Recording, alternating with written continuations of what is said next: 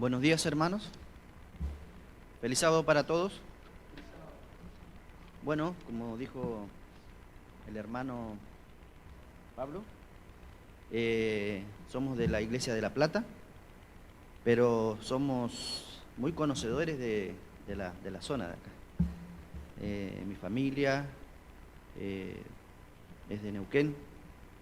Eh, yo creo que deben conocer a varios. Mi apellido es Luengo, para algunos, para que... eh, y bueno, Neuquén es una ciudad donde viví gran parte de mi infancia. Me bauticé en la iglesia central de de Neuquén, en Río Negro 548, y por muchos años la iglesia central de Neuquén era como la iglesia, podríamos decir así, mi iglesia. Pero al pasar los años, eh, uno como que va adoptando otros lugares, otras vivencias, y va como adoptando otros cariños. Y nosotros con mi esposa somos miembros de la Iglesia de La Plata, de la Iglesia de La Plata Centro. Y no quiere decir de que la iglesia de Neuquén, de la iglesia central, haya dejado de ser mi iglesia. Ahí me bauticé, como dije, pero en la iglesia central de La Plata he vivido momentos de mi vida que el Señor me ha permitido, que ha hecho que ame esa iglesia. Ahí conocí a mi esposa, nos casamos, vivimos momentos muy felices, pero momentos muy tristes también. Y hablando de iglesias, yo quiero contarles así en breve, como para conocernos un poco. Allá en la iglesia de La Plata hay mucha juventud, muchos. Y si tuvieran esta iglesia, con el lugar que tienen arriba, ya me imagino a todos los jóvenes, como veo que hay una mayoría, se harían, como decimos comúnmente, el picnic allá arriba. Un lugar privilegiado, ¿sí? Yo les voy a contar a los jóvenes de La Plata que estuve en la iglesia de Islas Malvinas y lo linda que es la iglesia de Islas Malvinas. Yo soy muy observador, me gusta ver, he tenido la oportunidad de conocer muchas iglesias, quizás como muchos de ustedes, y me gusta ver las iglesias, y hay varias iglesias que a mí me han impactado. Voy a nombrar algunas por si alguno lo conoce, para que no piense que, bueno, por ahí que me apoye lo que yo estoy diciendo. Pero, por ejemplo, nosotros en La Plata, con mi esposa, cantamos en el coro, y bueno, eso nos ha dado la oportunidad de conocer muchas iglesias. Y una de las iglesias muy linda que hemos conocido es la iglesia de Castelar. ¿Alguno la conoce? Es bastante parecida a esta, así la misma estructura, un poco más angosta, ventanales por los dos costados, que no es común ver eso en las iglesias, que tengan ventanales por los dos costados, porque generalmente las iglesias se recuestan sobre una medianera y tienen ventanales por un solo lado. Una de las iglesias también muy lindas es la iglesia de la UAP. La mayoría creo que la conocemos. ¿Puedo ver las manos? Varios. Es linda, ¿verdad? Aparte por lo grande, lo imponente que es. Otra de las iglesias que he tenido la oportunidad de conocer es la iglesia de Tucumán. Es una iglesia muy antigua, pero que la han remodelado, y la verdad que lo han hecho muy bien. Después he tenido de conocer la iglesia del Almendro en Chile, en la localidad de Concepción. Creo que es una de las iglesias más lindas que yo he conocido.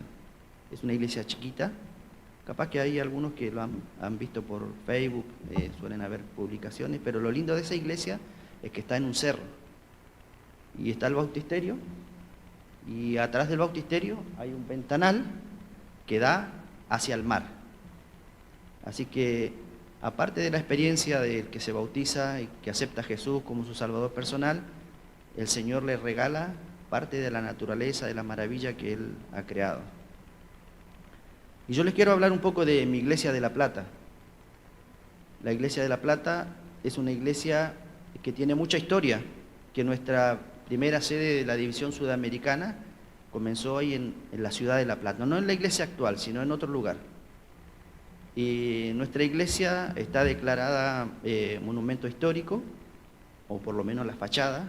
No se puede tocar nada de lo que es el frente, tiene 4 columnas. En su momento era una iglesia masona, que la iglesia adventista la compró y bueno, la dedicó al Señor. Y allí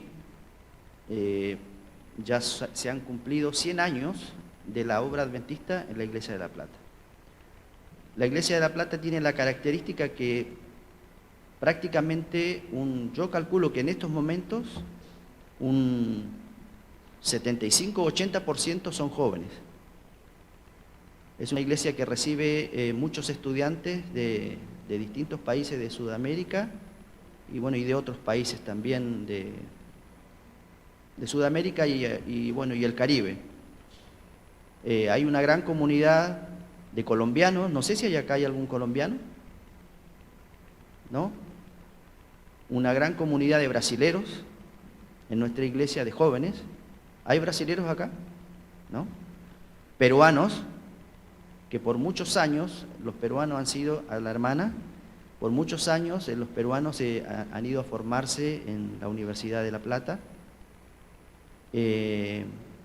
Chilenos, paraguayos, bolivianos, o sea, prácticamente está representada toda Sudamérica en nuestra iglesia.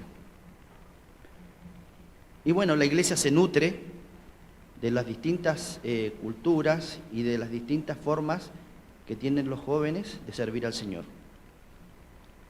Son característicos, por ejemplo, los brasileros, con su alegría, cómo ellos expresan su vivencia como cristianos. Y es admirable ver a los jóvenes cómo viven su cristianismo, sin tapujos, sin problemas, y es lindo ver eso. La iglesia de La Plata tiene un hermoso club de conquistadores, debido al mismo hecho de que vienen muchos jóvenes de otros lugares, en sus iglesias trabajan en el club y vienen a la iglesia de La Plata, y en la iglesia de La Plata se nutre de estos líderes, y es hermoso verlos cuando se ponen sus uniformes. Yo no sé si acá el club funciona, pero ellos tienen sus bandas, la mayoría de los jóvenes, completas, y la verdad que es muy lindo ver que jóvenes dediquen su tiempo a los niños, dediquen su tiempo a enseñarles cosas nobles, de las cuales también el Señor Jesús, cuando estuvo en esta tierra, su madre María le enseñaba.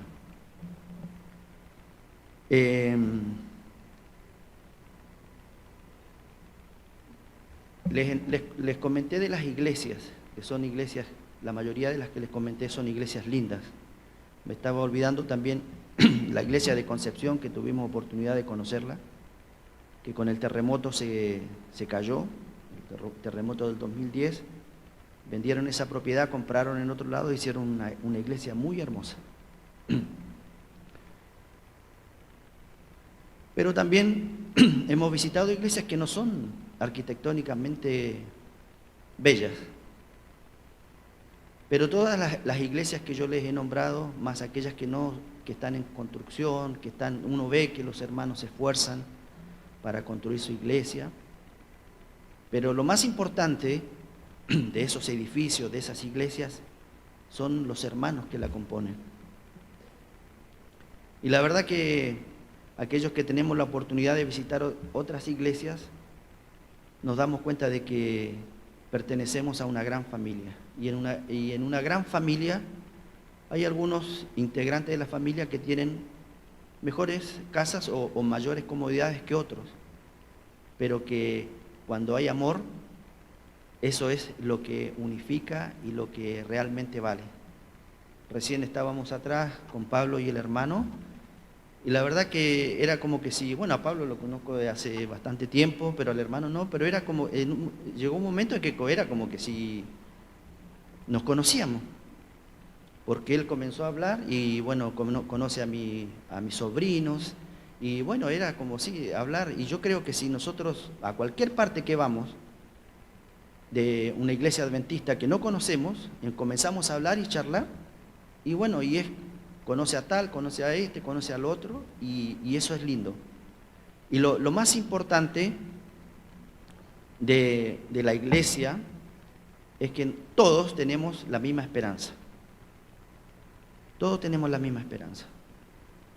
Todos tenemos dificultades, como hablábamos hoy en la escuela sabática. Todos pasamos por el valle de sombra y de muerte, pero todos tenemos la certeza que en ese valle de sombra y de muerte el Señor está con nosotros porque Él es nuestro pastor. Yo en esta mañana quiero compartir con ustedes una porción de la palabra de Dios,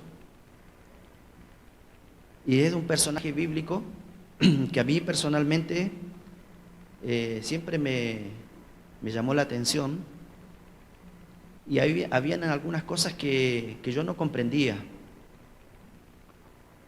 Y hoy en la clase donde nos tocó participar, decían una integrante de la lección que el Salmo 23 era como que habían parte del Salmo que no la entendía, pero en la lección es como que la había dejado claro. Y a medida que nosotros transitamos en nuestra vida como cristianos, vamos comprendiendo cosas que en un principio no entendemos. Y del personaje que yo les quiero hablar en esta mañana se encuentra en Lucas 7, 18 al 28, que es la historia de un gran personaje, Juan el Bautista.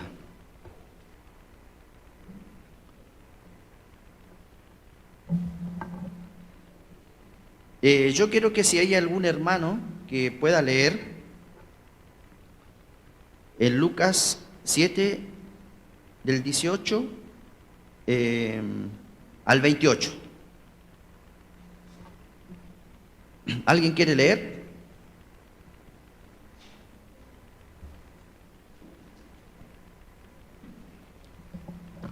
¿Bien? Lee un poco y yo te ayudo. Hasta el 28, ¿no? ¿Dónde está? El 7, 18 al 28. ¿Acá? ¿O 17?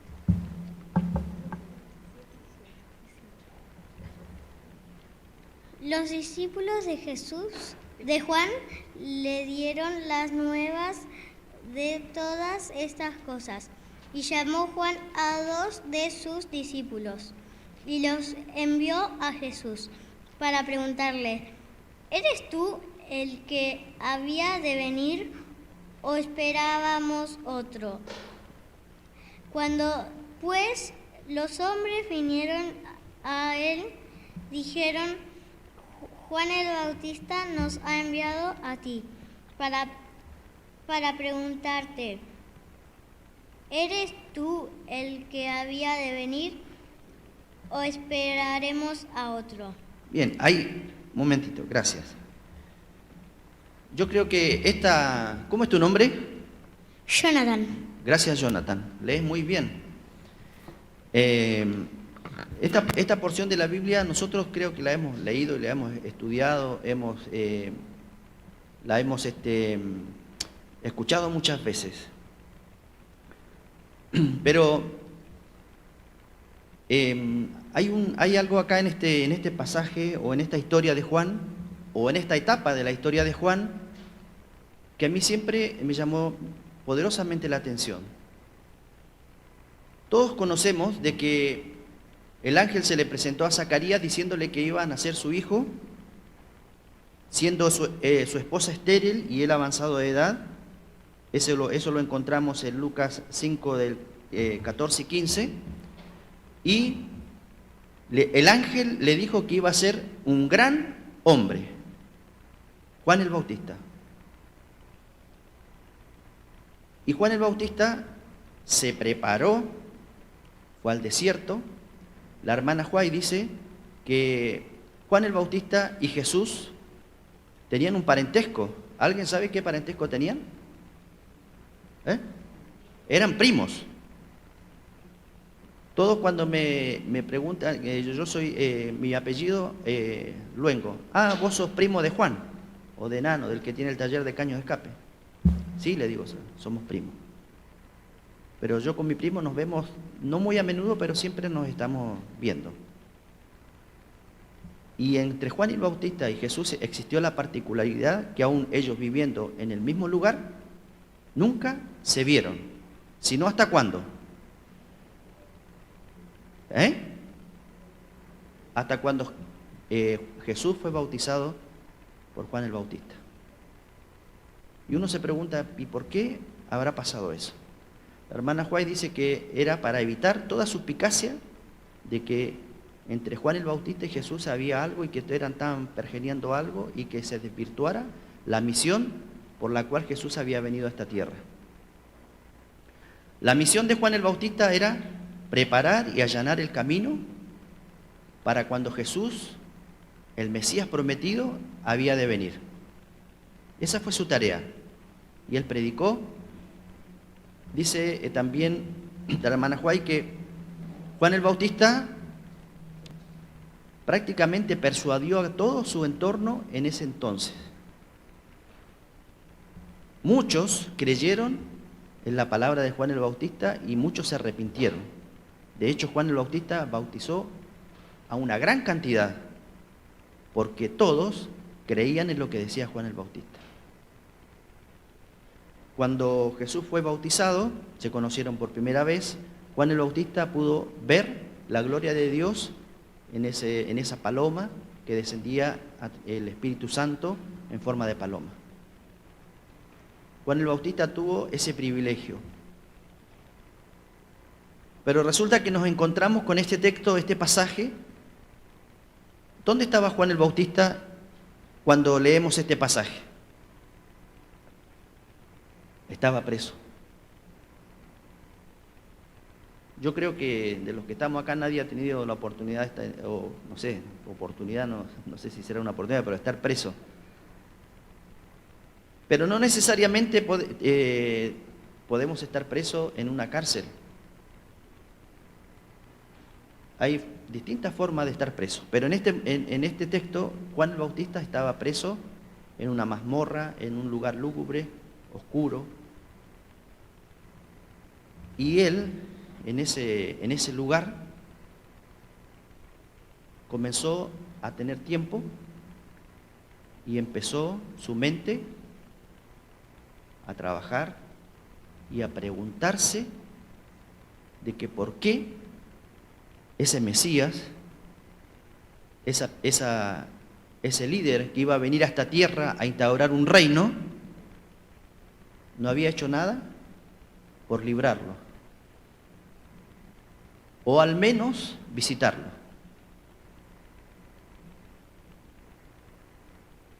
¿Y cuál era el razonamiento lógico para él, o para uno, que si de esa forma hubiera pensado él?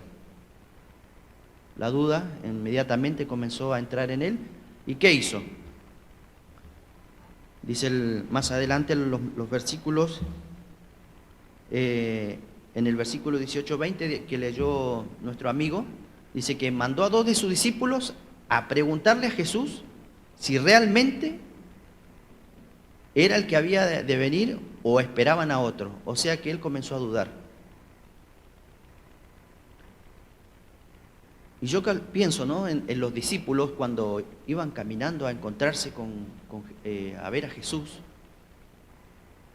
La verdad no sé qué habrá pasado por sus mentes, porque los discípulos le contaban a Juan que bueno, que Jesús estaba teniendo mucha gente lo escuchaba, pero no era lo que quizás ellos esperaban. Y fueron, y cuando llegaron a Jesús, le hicieron la pregunta que le había dicho Juan. Que Juan dice Juan que si eres tú o eres otro al que tenemos que esperar. Y lo sorprendente para mí de esto es que Jesús, conocemos la historia, no le dijo, no, que a mí me profetizaron, yo soy de la profecía, que en tal fecha tenía que venir. Él tuvo mucho tiempo preparándose, el ángel se presentó a su padre diciéndole que él iba a ser un gran hombre y que iba a preparar mi camino y que yo iba a venir y iba a ser bautizado por él, aún no teniendo, sin ser necesario ser bautizado, pero me iba a bautizar para que así se cumpliera toda escritura. Díganle y que se acuerde de eso. ¿Eso fue lo que hizo Jesús? No. Dice que Jesús siguió haciendo lo que estaba haciendo. Dice que venían los ciegos y su vista era de vuelta, los leprosos, los que no podían caminar. Con su palabra llevaba consuelo a aquellas personas que estaban desesperanzadas, y los milagros que sucedieron ese día, los discípulos pudieron ver. Y una vez pasado todo el día, o sea, así tipo como una clase intensiva del ministerio del cual Juan había hablado que iba a venir a ser Jesús, Jesús le dio. Y cuando ya pasada la tarde, le dijo Jesús, vayan y cuéntenle lo que han visto. Porque Jesús sabía de que cuando estos discípulos llegaran donde Juan y le dijeran lo que habían visto, nuevamente todo lo que Dios le había puesto en su mente para hacer, lo iba a recordar. Ahora, ¿cuál es lo que yo quiero compartir con ustedes en esta mañana? En esta mañana yo quiero compartir algo muy personal. Somos hermanos, somos amigos. Quiero compartir 2 experiencias de las cuales me ha tocado vivir y que no es distinto a lo que le pasó a Juan el Bautista. Con mi esposa, que está sentada ahí atrás, nos conocimos en La Plata, como les comentaba. La mayor cantidad de nuestro tiempo siempre nos gustó trabajar con los niños, las clases de los niños, con los jóvenes, en el Club de Conquistadores. Bueno, y siempre nos gustó trabajar y siempre estábamos activos. Nos conocimos trabajando en la iglesia, nos pusimos de novio, nos casamos y teníamos casi 1 año y medio de casado cuando, como se dice comúnmente, Satanás nos pegó el primer mazazo. Mi esposa tuvo un accidente cerebrovascular.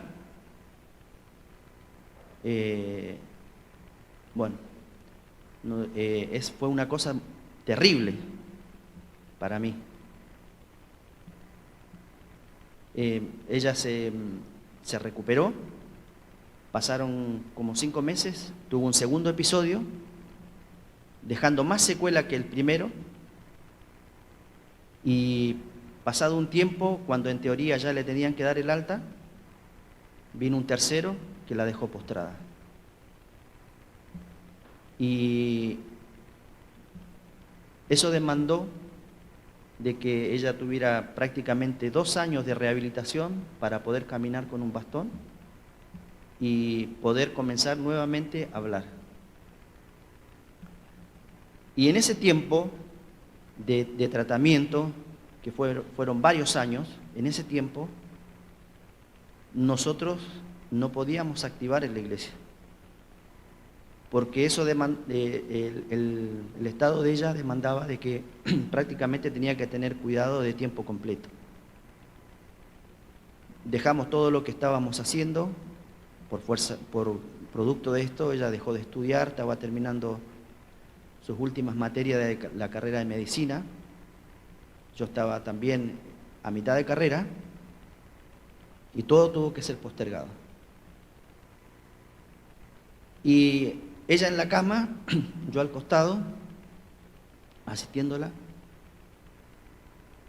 y uno siente la sensación que como que nadie te visita, como que estás solo, como que las personas que están a tu lado son casi los dedos de una mano te sobran. ¿Y qué pasa ahí en ese momento? Yo creo que los que han vivido una situación extrema, límite, nosotros hoy en la clase decíamos, sabemos que Dios está con nosotros, pero como seres humanos a veces esas pruebas nos doblegan y comenzamos a sentir como que Dios no está a nuestro lado. Que por qué si nosotros hemos dedicado nuestra vida al trabajo y a la obra y al ministerio, nos suceden estas cosas. Inclusive a veces también sentimos la ausencia de nuestros líderes,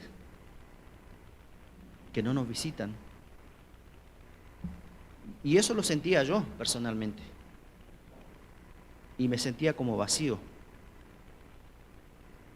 Me sentía como que todo lo que había hecho no había servido. Y esa es la misma sensación, pienso yo, que debe haber sentido Juan el Bautista. ¿Por qué?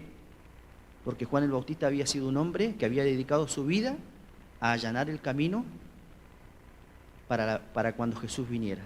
Pero ¿qué pasó? Su libertad fue reducida. Su campo de acción se redujo a 4 paredes. Mi campo de acción se redujo al estar al lado de mi esposa hasta que ella se recuperara. Y todo lo que yo podía hacer o lo que podíamos hacer, no lo podíamos hacer. Satanás se introduce en nuestra mente y como una gotita empieza a martirizarnos. Y empieza, gota tras gota, hasta que llega un momento en que no podemos más. En el 2005, en la iglesia de La Plata comenzó la actividad de un coro y mi esposa ya estaba un poco mejor y nos entramos ahí en ese grupo y ahí trabajamos, hicimos lo que más podíamos, porque era el único lugar donde podíamos participar los dos juntos. Yo le estoy hablando desde el 97 que ocurrió esto. Recién pasaron como 12 años o 15 años que nosotros no teníamos actividad dentro de la iglesia. Porque no podíamos, porque estábamos limitados. Y en el 2018 hubo una junta de iglesia, de nombramiento, y de pronto vino el pastor y me dijo, hermano, usted los hermanos lo han elegido para que sea anciano de la iglesia. Yo nunca había sido anciano de la iglesia, nunca. Ni tampoco era algo que yo deseaba, porque a mí siempre me gustó trabajar con los niños y los jóvenes. Y hablé con mi esposa y yo sabía que era como medio complicado porque eso demanda tiempo. Y mi esposa me animó, me dijo, sí, vamos a aceptar y vamos a trabajar. Y yo quiero compartir con ustedes que ha sido una de las experiencias más lindas que yo he tenido. Porque cuando uno está en una responsabilidad de la iglesia, acá el hermano es director de escuela sabática, de la escuela. Bien, pero él dijo que era de escuela sabática. Oye, sí, pero atrás dijo que era de la escuela. Pero hoy en los anuncios hablaron de la directora de jóvenes que hoy comienza su periodo. ¿Quién es la directora de jóvenes? ¿Está presente? Allá. Bien. Está con los jóvenes allá arriba en el lugar privilegiado. Pero ella, la directora de jóvenes, yo estoy seguro que en la junta de iglesia, cuando tenga que, va a pechar y va a pelear por su grupo, su núcleo. Y cuando uno está en una responsabilidad, uno se cierra en eso y le da y defiende su quintita, como se dice. Y no importa que los demás por ahí se interpone un horario, no, porque nosotros dijimos primero. Y yo era parte de mi conducta también, porque siempre cuando me asignaba una responsabilidad a morir, como se dice, ¿no? Pero ahora como anciano de iglesia, como que uno tiene que tener una mirada más integral, ¿o no, Pablo? Tratar de que los hermanos por ahí, que la directora de jóvenes, con los clubes de conquistadores, y que los horarios, y que el lugar, que la iglesia, que lo pedimos primero. Pero, ¿saben? Una de las primeras cosas que me tocó hacer, ni bien me había nombrado, mandaron un aviso a la iglesia de que había fallecido un hermano, un amigo que no era adventista, ni su familia era adventista, solamente que una hermana había venido un tiempo a la iglesia y quería que el pastor de la iglesia adventista fuera a hacer la ceremonia en el sepelio. El pastor estaba de vacaciones y yo era el único que estaba ahí. Y yo le dije, no, pastor, conmigo no cuenten. A mí cualquier cosa menos eso. Y encima no era adventista. ¿Qué voy a decirle? Y me dijo, hermano, si no va usted no va a ir nadie.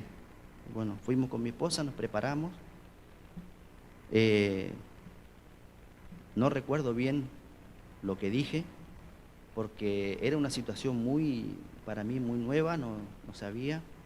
O sea, sí hablé de la esperanza, pero es triste, hermano, ver cuando hay personas que no tienen la esperanza que nosotros tenemos.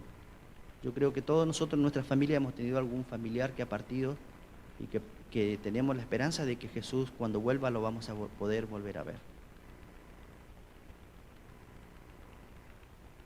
Bueno, resumiendo la historia de nosotros, con mi esposa, nosotros nos hemos sentido como Juan el Bautista. Y yo creo que más de alguno de acá, de los que estamos acá, en algún momento, hemos sentido lo mismo. Nos hemos sentido encerrados, sabiendo de que quizás a veces no somos comprendidos, que lo que hemos hecho no ha sido bueno,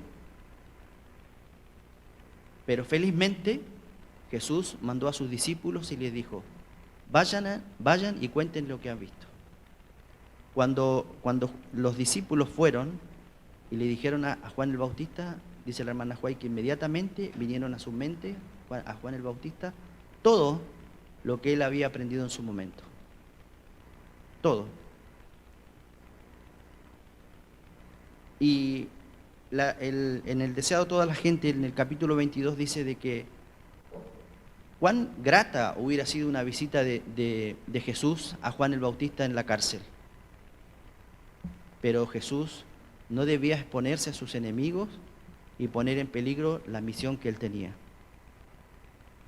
Y que también esa situación que le tocó vivir a Juan iba a ser un testimonio para los millares que de ahí en adelante iban a padecer por causa del Evangelio lo mismo que padeció Juan el Bautista, y que se iban a sentir privilegiados, que también para ellos iba a estar la victoria final cuando Cristo vuelva. Como para concluir, quiero contarles otro episodio de que muchas veces nosotros nos sentimos como Juan el Bautista. Y yo quiero que presten atención, porque seguramente en su familia o en alguien conocido hay alguien viviendo esta situación de la cual yo les voy a contar. Yo viviendo en La Plata, mi papá ya de unos cuantos años, consumido por la diabetes, ciego, en su casa, prácticamente solo, acompañado por mis hermanas que vivían ahí al lado de casa. Y después de que mi esposa le dieron el alta, estaba mejor, decidimos venirnos a Neuquén un tiempo. Y porque yo sentía la necesidad de estar con mi papá. Y nos vinimos, vivimos con él, y en el patio de casa había un árbol gigante, grande, un olmo, que ya no está más, y ahí pasábamos tardes enteras, horas largas, conversando de muchas cosas que probablemente los que tienen sus papás conversan en las tardes, los días de lluvia, los días domingos, los sábados de tarde. Y yo con mi papá conversaba mucho. Y recuerdo una de las frases que él en una oportunidad me dijo, aludiendo a algo. Yo le digo, papá, ¿por qué tanto tiempo sin hacer esto y ahora lo hacemos ahora, haciendo una actividad en casa? Me dice, hijo, lo que no se hizo en tiempo de paz, se tiene que hacer en tiempo de guerra. Y dentro de esas conversaciones, él me dijo, un día conversando, me dice, hijo, yo no sé, me dice, esto de que Jesús vuelve, esto de la vida eterna, yo no sé, me dice, yo ya no sé si creer o no. Y para los que han conocido a mi papá, él fue una persona, junto a mi madre, que trabajaron mucho por la obra adventista en esta zona. Lotier, Cutralcó, Progreso, en los inicios, cuando solamente existía la iglesia central de La Plata, de Neuquén. Y él era fue por mucho tiempo director de actividad misionera. En la época que se hacía la recolección, hacíamos campaña. Yo era su secretario. Y una persona que dedicó su vida al ministerio y al avance de la obra. Pero en los últimos días de su vida, él me decía que no sabía si eso era verdad o si eso era cierto, que lo tenía en duda. Cuando yo escuché eso de boca de mi papá, yo no lo podía entender. ¿Cómo puede ser que una persona que había dedicado su vida al servicio y a la misión estuviera diciéndome eso? ¿Qué era lo que pasaba por su mente? Estaba en la misma situación que Juan el Bautista. Ciego, sin poder hacer nada. En esa prisión, en su mente, Satanás comenzó, gota por gota, a labrarle su mente y a tratar de convencerlo de que lo que Jesús había venido a hacer no era cierto. Yo le digo, papá, no puede ser que usted esté diciendo esto. Ese es el diablo que le está poniendo en su mente eso. Usted es un hombre de Dios. Y le dije, vamos a orar y vamos a pedir perdón por esto que está pasando. Que Dios lo ayude. Mi papá lloró amargamente. Y oramos ese día. Mi papá falleció, el pastor Cancina lo ungió, y la verdad que yo siempre le digo a todos que el día más feliz de mi vida, más feliz, nosotros con mi esposa no hemos tenido hijos, pero creo que debe ser algo parecido al tener un hijo, que fue el día más feliz de mi vida cuando mi papá murió. Y algo paradójico, ¿cómo puede ser que estés feliz el día que tu papá murió? Porque yo tengo la certeza de que cuando Jesús vuelva, Él va a estar ahí. Y es una de las cosas, aparte del sacrificio que Jesús hizo en la cruz, que me motiva a perseverar, a mantenerme firme, para poder estar con Jesús y la bendición de tener nuevamente a mi Padre. Si tú en tu casa tienes a tu papá, tienes a tu mamá todavía, no las descuides. Cuida su mente, cuida su corazón, porque llega un momento en que la vejez, la adultez, los confunde. Satanás se aprovecha de eso, de su mente. Ora con ellos, conversa, habla de las cosas de Dios para que ellos sientan de que no están solos. Porque a veces, como hijos, nos olvidamos porque tenemos nuestras obligaciones, tenemos nuestros hijos, tenemos nuestras actividades y esas personas mayores están a la deriva. En nuestra iglesia hay muchos Juan el Bautista, pero nosotros somos los encargados de confirmarlos. Para terminar, quiero que leamos en Lucas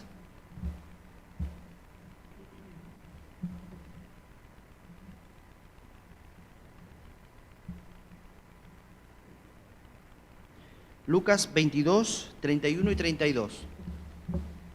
Si alguien lo quiere leer.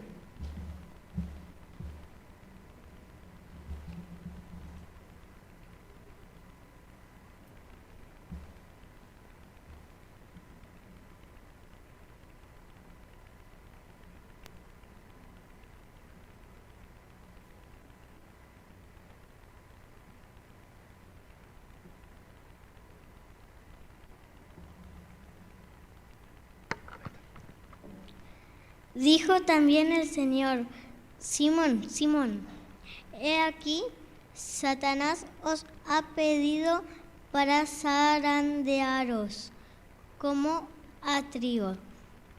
Pero yo he rogado por ti que tu fe no falte, y tú, una vez vuelto, confirma a tus hermanos. Todos vamos a ser zarandeados, pero una vez que pasemos la prueba, una vez que pasemos el valle de sombra o de muerte, debemos ir y confirmar a nuestros hermanos, confirmar a nuestro papá, confirmar a nuestra mamá.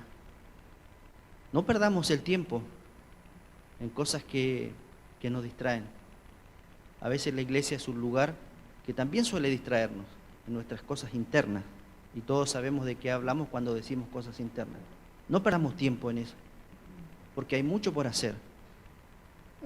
Tu papá no está en la iglesia hoy, tu mamá no está en la iglesia, tu hermano no está en la iglesia. No pierdas el tiempo en hablar de política, en hablar de economía.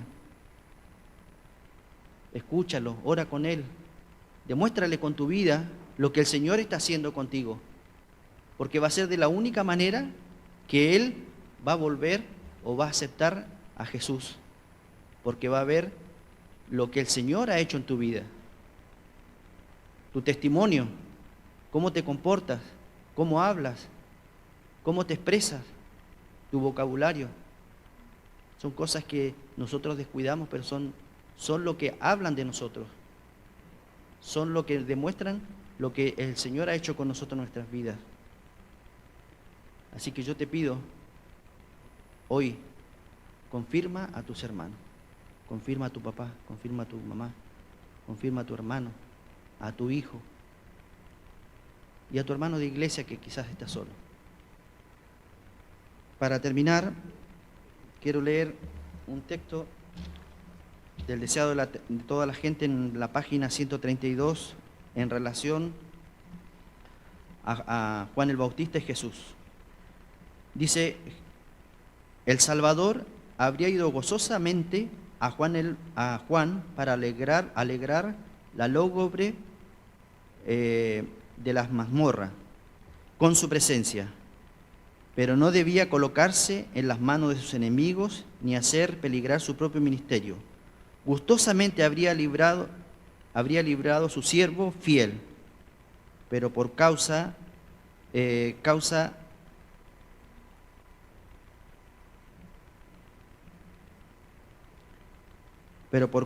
los millares que en años posteriores debían pasar de la cárcel a la muerte, Juan debía de beber la copa del martirio. Mientras los seguidores de Jesús languidecen en las celdas, Dios estaría con ellos. Ese fue el motivo por el cual Jesús no visitó a Juan el Bautista. Y Juan el Bautista es un testimonio y dice que no ha habido hombre nacido de mujer que sea más grande que Juan el Bautista. Mi hermano, en esta mañana quiero que salgamos de este lugar para confirmar a aquellos que nosotros sabemos a dónde tenemos que ir. Y a ti que tú estás escuchando en la radio, quiero también decirte, confirma a tu papá, a tu mamá, a tus hermanos. Porque el enemigo, en estos tiempos de pandemia, de pospandemia, ha hecho mucho daño. Mucho daño.